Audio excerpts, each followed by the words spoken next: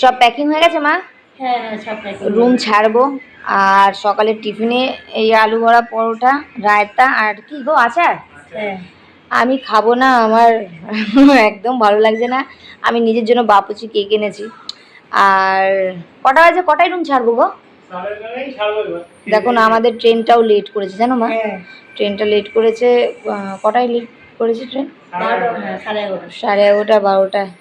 ঠিক আছে চলো, রুমটা ছেড়ে দিলাম।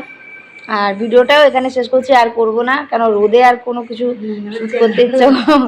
আমাদের ট্রেনটা ছিল 10টায়, ওটা 2.5 ঘন্টা লেট ছিল, তাই আমরা হোটেলের রেস্টরুমে রেস্ট করছিলাম। স্টেশনে আমরা 12টায় পৌঁছেছি, ট্রেন ঢুকেছে 12:30টায়। সবার প্রথমে বাবুকে ওর খাবারটা আমি খাইয়ে দিয়েছি, তারপরে আমরা টুকটাক করে এই ডিম সেদ্ধ, তারপরে ঝুড়ি ভাজা খেয়েছিলাম। সবাই যেহেতু আলু ভরা পরোটা হোটেল থেকে খেয়েছিল, আমি বাপুজি কেক খেয়েছিলাম। তো এরকম করে ট্রেনের টাইমটা কেটে গেল।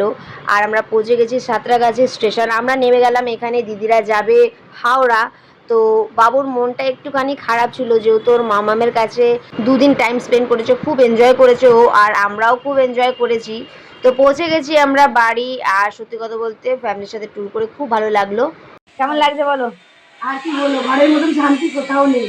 একদম ঘুরি না, যেখানেই ঘুরি না কেন নিজের ঘর নিজের ঘরে। হ্যাঁ চলো হাত পা ধুই আগে, কাপড় টাপড় চেঞ্জ করি, তারপর মিষ্টিকে জলটা খাবো। ভিডিওটা এখানে শেষ করলাম, টাটা করে দাও।